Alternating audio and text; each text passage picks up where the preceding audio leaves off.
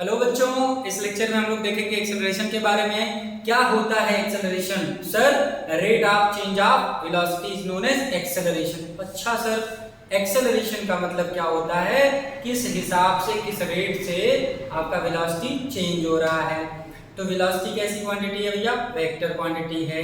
तो एक्सेलरेशन कैसी क्वांटिटी होगी? वेक्टर क्वांटिटी होगी। सर, हमने एक्सेलरेशन निकालना है और वेलोसिटी हमने दो तरह का पढ़ा है, एवरेज वेलोसिटी और इंस्टेंटेनियस वेलोसिटी। तो क्या एक्सेलरेशन भी दो तरह का होगा? जी हाँ बच्चों, दो तरह का होगा, इंस्टेंटेनियस एक्सेलरेशन और एवरेज एक्सेलरेशन। ठीक है, जैसे हमने एवरेज वेलोसिटी पढ़ा, एवरेज एक्सेलरेशन पढ़ रहे हैं और पीछे हमने एवरेज स्पीड पढ़ा है। तो ये जो कैटेगरीज हैं, स्पीड, वेलोसिटी और एक्सेलरेशन, इनकी कैलकुलेशन के दो तरीके होते हैं, इंस्टेंटेनियस, एक एवरेज। तो चलिए स्टार्ट करते हैं फटाफट एक्सेलरेशन के बारे में। हमने एक्सप्रेशन की बेसिक इंफॉर्मेशन आपको दे दी है। एक्सेलरेशन को जनरली हम लोग स्मॉल ए से रिप्रेजेंट करेंगे। What is acceleration? Acceleration is rate of change of velocity with respect to the time। Sir, समय के हिसाब से वेलोसिटी में अगर परिवर्तन होगा तो जो क्वांटिटी निकल के आएगी that is known as acceleration. Acceleration का फार्मूला क्या आया? चेंज इन वेलोसिटी या वेलोसिटी अपॉन, अभी हम बात करें velocity upon time.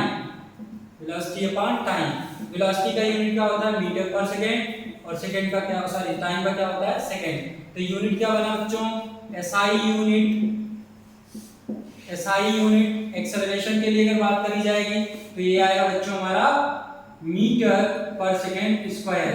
Sir, acceleration का डायमेंशनल फार्मूला, सर एक्सेलरेशन का डायमेंशनल फार्मूला बच्चों हो जाएगा LT-2। LT-2 ये हो जाएगा हमारा एक्सेलरेशन का एक्सप्रेशन। ये हो जाएगा एक्सेलरेशन का एक्सप्रेशन। एक्सेलरेशन का एक्सप्रेशन, ठीक है ना? ये हमारा आ गया एक्सेलरेशन का एक्सप्रेशन। ठीक है, LT-2।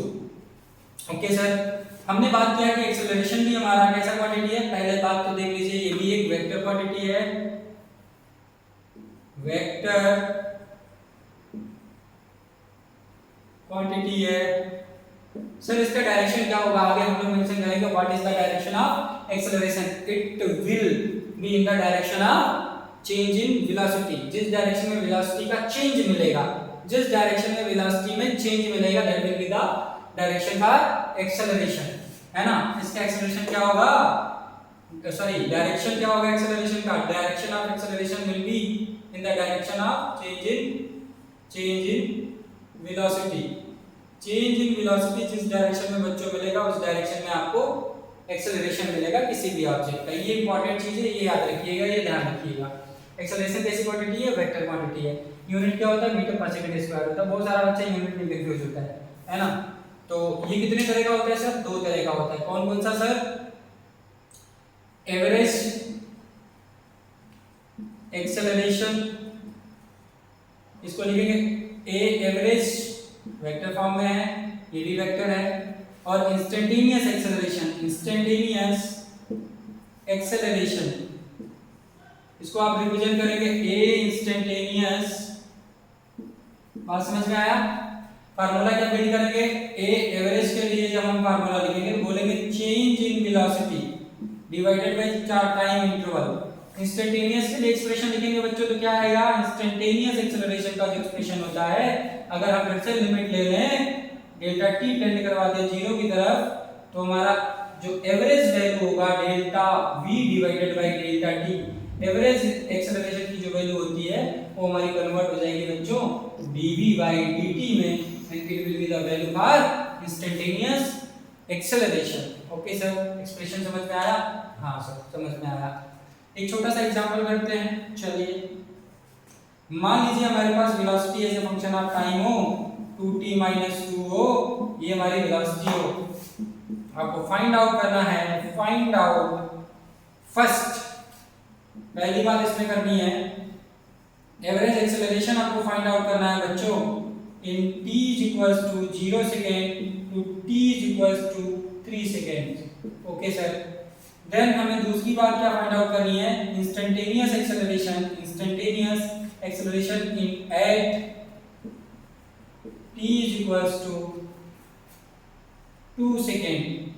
ठीक है सर, कैलकुलेट करते हैं। तो चलिए सबसे पहले एवरेज के बारे में बात करते हैं। एवरेज एक्सेलरेशन कैसे फाइंड आउट करें? तो पहला हम बोलेंगे वेलोसिटी निकाल लेना है t is equals to 0 second पे और t is equals to 3 second पे। तो वेलोसिटी है t is equals to 0 second, तो वेलोसिटी बच्चों t is equals to 0 second जब रखेंगे तो यहाँ 2 into 0 minus 2 तो ये आएगा 2 into 0 minus 2, ये मीटर पर सेकंड आएगा, that will equal to -2 metre पर सेकंड। यानी कि जब समय 0 था तो जो ऑब्जेक्ट था -2 मीटर पर सेकंड से चल रहा था। और t is equals to 3 second अगर आप रखेंगे तो कितना आएगा सर वेलोसिटी? तो देखिए टाइम की जगह पे 3 सेकंड रख दीजिए तो ये हो जाएगा 6 minus 2 that will be equal to 4 metre पर सेकंड। कितना है बच्चों? 4 मीटर पर सेकंड। तो चेंज इन वेलोसिटी कितनी आई बच्चों? चेंज इन वेलोसिटी तो आप लिखेंगे वेलोसिटी एट या इन t is equals to 3 second minus velocity 0 second. तो ये आप कैलकुलेट करेंगे तो 4 मीटर पर सेकंड माइनस आप -2 मीटर पर सेकंड। अब देखिए ये माइनस माइनस मल्टीप्लाई हो जाएगा बच्चों, ये क्या हो जाएगा? प्लस हो जाएगा। और यहाँ पे चेंज इन वेलोसिटी जो आ रहा है बच्चों, ये कितना आया? ये आया हमारा 6 मीटर पर सेकंड का। और चेंज इन टाइम या टाइम इंटरवल जब देखेंगे 3 सेकंड माइनस 0 सेकंड बच्चों करेंगे तो ये आएगा 3 सेकंड। तो यहाँ से अगर मैं एवरेज एक्सेलरेशन के बारे में बात करूँ बच्चों, एवरेज एक्सेलरेशन तो आएगा delta v by delta t. ये है बच्चों इसका फार्मूला अभी हमने पीछे देखा, delta v by delta t. और इसकी वैल्यू जब आप लिखेंगे 6 मीटर पर second divided by 3 second and it will be equal to 2 metre पर सेकंड स्क्वायर। तो पहले सवाल का जो हमारा जवाब आया है बच्चों, इंस्टेंटेनियस एवरेज एक्सेलरेशन हमने जो कैलकुलेट किया है गिवन टाइम इंटरवल में, एवरेज एक्सेलरेशन हमारा आया बच्चों, ये आया हमारा 2 मीटर पर सेकंड। कितना आया सर? 2 मीटर पर सेकंड। तो इंस्टेंटेनियस के लिए एक्सप्रेशन निकालना तो और आसान है। एक बार हम वेलोसिटी को डिफरेंशिएट कर देंगे, फर्स्ट डेरिवेटिव ऑफ वेलोसिटी ले लेंगे तो इंस्टेंटेनियस एक्सेलरेशन आ जाएगा। और हमें जो भी टाइम दिया होगा उस टाइम पे हम अगर टाइम का एक्सप्रेशन आ रहा है एक्सेलरेशन के लिए तो समय की वैल्यू रख देंगे तो आपको समझ में आ जाएगा कि भैया कितना एक्सेलरेशन है। ठीक है, इंस्टेंटेनियस एक्सप्रेशन। चलिए दूसरा सवाल हम कैलकुलेट करते हैं आपके लिए। v बराबर दिया है भैया हमारा 2t - 2 है ना। हमें क्या करना है, इसका फर्स्ट डेरिवेटिव लेना है, it will be equal to, देखिए कांस्टेंट है इसको बाहर कर दिया, ये d बाई dt किसका करेंगे? t का करेंगे माइनस d बाई dt किसका करेंगे भैया? 2 का करेंगे। ये वैल्यू आपकी 0 हो जाएगी बिकॉज़ जो कांस्टेंट है, और dt बाई dt की वैल्यू बच्चों कितनी हो जाती है? 1 हो जाती है।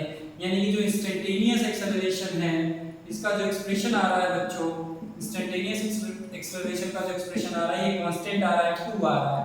यानी कि ये एक कांस्टेंट एक्सेलरेटेड मोशन है, यानी कि कांस्टेंट एक्सेलरेशन है इसका। यानी कि इंस्टेंटेनियस वैल्यू जो आएगी हमारी वो 2 मीटर पर सेकंड स्क्वायर आएगी बच्चों। तो इस तरह से आप इस चीज को कैलकुलेट कर लेंगे। आप देखिए एवरेज जब आपने निकाला था तब भी इसका 2 मीटर पर सेकंड आया था, इंस्टेंटेनियस निकालना है तब भी 2 मीटर पर सेकंड स्क्वायर आ रहा है बच्चों। तो 2 मीटर पर सेकंड स्क्वायर होगा, सॉरी यहाँ पे 2 मीटर पर सेकंड स्क्वायर होगा, एक्सेलरेशन हमने लिखा है। क्लियर है? तो इस तरह से हम लोग फाइंड आउट कर लेते हैं बच्चों how to calculate average acceleration and how to calculate instantaneous acceleration. ठीक है, अगले लेक्चर में हम लोग मिलेंगे अगले टॉपिक के साथ।